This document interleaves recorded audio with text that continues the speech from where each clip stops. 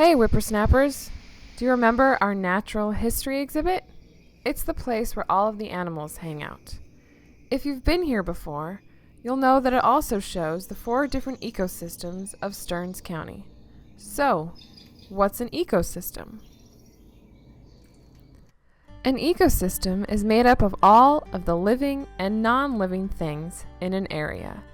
This includes all of the plants, animals, and other living things that make up the communities of life in an area. An ecosystem also includes non-living materials, for example, water, rocks, soil, and sand. A swamp, a prairie, an ocean, and a forest are all examples of ecosystems. Now, most counties are only made up of 1 or 2 ecosystems. But Stearns County is a very big county, and it's also very unique to have 4 different ecosystems. So what are these 4 ecosystems? First, you have the tall grass prairie. This ecosystem on the western side of Stearns County is defined by very flat surfaces, very few trees, and tall grass. It's also typically very dry. Next, you have the wetlands. A wetlands ecosystem is flooded by water, either seasonally or permanently. Have you seen any wetlands in Stearns County? The 3rd ecosystem in Stearns County is called the oak savanna. An oak savanna is a lot like the tall grass prairie, except that it has scattered trees, mainly oak trees, hence the name. And finally, you have the big woods. The big woods was a belt of hardwood trees, mostly elm, basswood, oak, maple, and more. Unfortunately, since European Americans settled the area in the 19th century, the majority of these woods are gone, but a portion of them are still there. Now, as you can imagine, the types of animals that live in an ecosystem depends on what that ecosystem has to offer.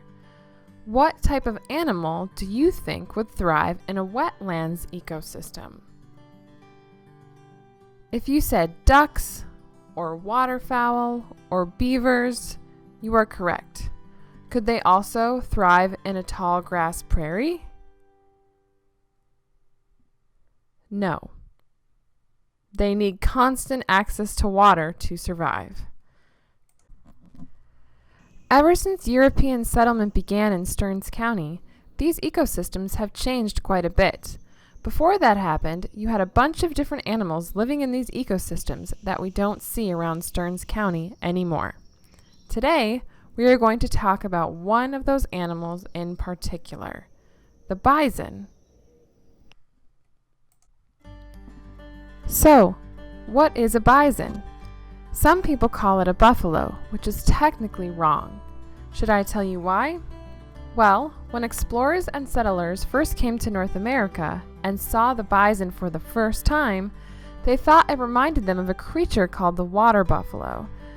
The water buffalo was a large, cow-like creature that originated in South Asia and was common in parts of Europe during this time.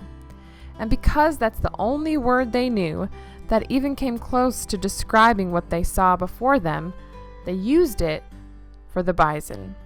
And many people still call it a buffalo today. So, what do you know about the American bison? Have you ever seen one? They are big. They can weigh up to 2,000 pounds and can be 6 feet tall. They are the largest mammal in North America. The bison can run up to 40 miles per hour. They also can jump fences and are great swimmers. They eat mostly weeds and leafy plants, which is why they need to live mostly in a grassland ecosystem. Much like dogs and cats, you can sometimes tell how they're feeling by looking at their tail. If it's sticking straight up, the bison is probably mad and could charge at any moment. And finally, for Native American tribes of Minnesota and other parts of the Midwest, The bison was an extremely important animal. They hunted it for meat, sure, but did you know that they could get almost everything they needed from the bison? So, I want you to take a good look at this bison hide that we have hanging here in the Natural History exhibit. I know you can't touch it right now, but I can tell you that it's very thick. I want you to think and come up with at least 6 uses for this bison hide. People from the Ojibwe and Dakota tribes could make way more than 6 things out of this hide, but I want you to come up with at least 6. And I'm going to give you about 30 seconds.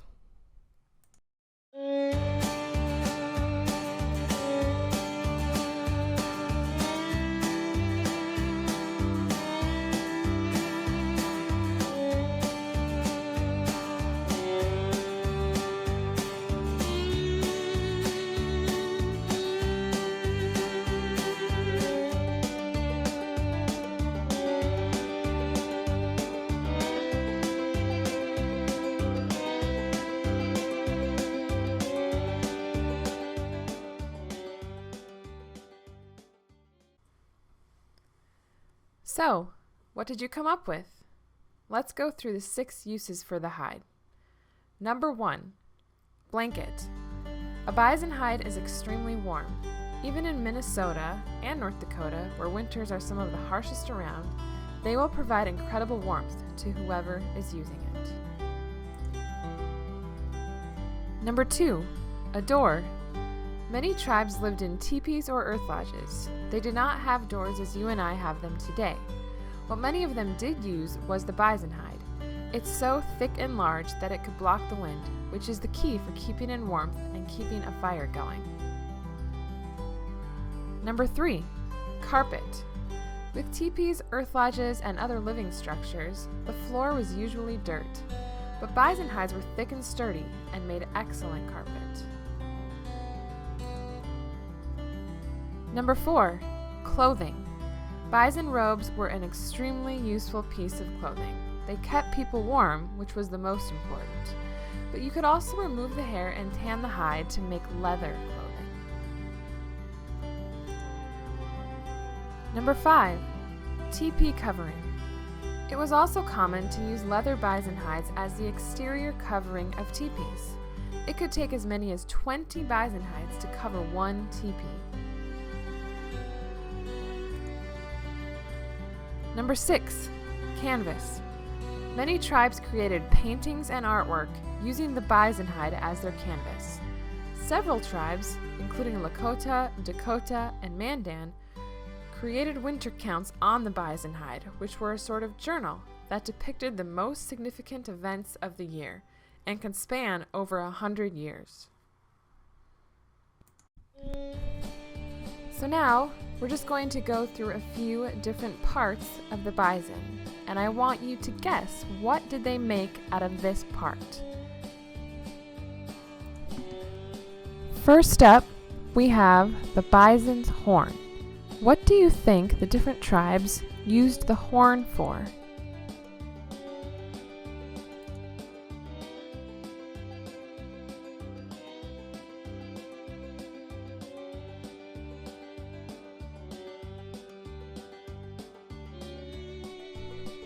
If you guessed spoon, cup, or powder horn, you are correct. What about the bison's tail?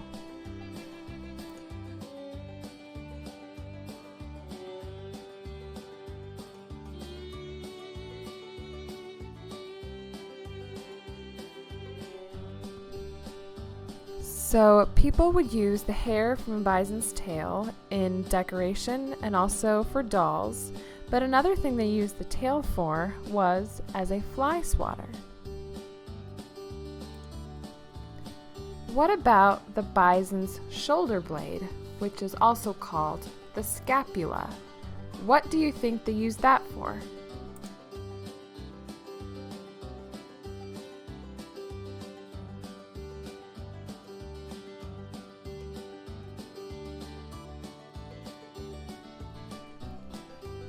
So any tribe that performed agriculture but also hunted the bison would use the scapula or the shoulder blade as a gardening tool, specifically a garden hoe. What about other bones of the bison? What could they make out of the bones?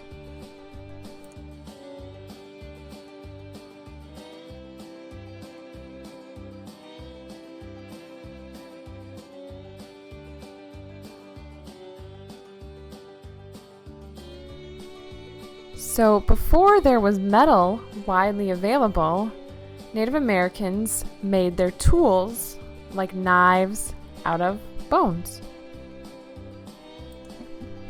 What do you think they used the bison tongue for?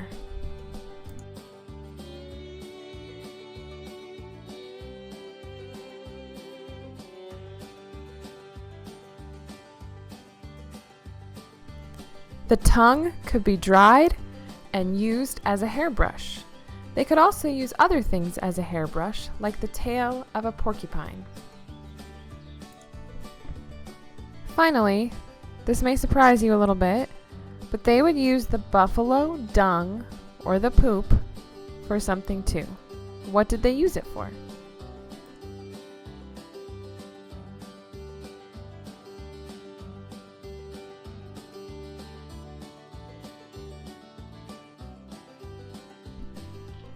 Many tribes, especially of the plains, would use buffalo dung as a source of fuel, meaning that they would burn it in the fire. People on the plains did not have many trees, and therefore they did not have a lot of access to wood that they could burn in their fire. So buffalo dung was a resourceful alternative. Great job, everyone! Thanks so much for checking out the Whippersnapper Hour and learning a little bit about the American bison and how important it was to the Native American tribes who lived in and used Stearns County before European settlement. Although the last bison disappeared from Minnesota around 1880, there have been efforts amongst wildlife conservationists to reintroduce the animal to Minnesota in places with the right ecosystem, with the tall grass, the leafy weeds, that prairie-type ecosystem where they can thrive. One of the most important places that you can see the bison today is Minneopa State Park near Mankato. The bison viewing is closed right now, but hopefully soon it'll open up, and if you want to go see a bison for yourself, you can do that. Just make sure you watch their tail. If it's sticking straight up, don't get anywhere near it, okay? They're best viewed from inside your car and far away. Thank you, everybody. Hope you have a great week. See you soon.